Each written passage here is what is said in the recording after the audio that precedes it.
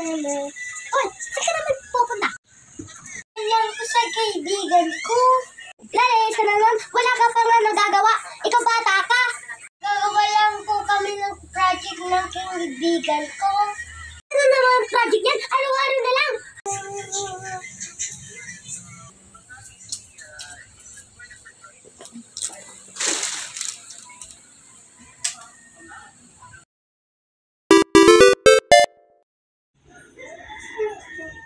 Uy, may kakala ko ba pupunta kayo sa bahay namin?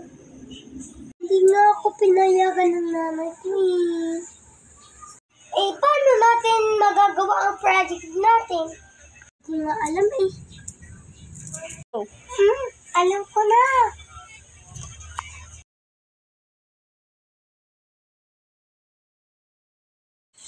Oo nga, tama.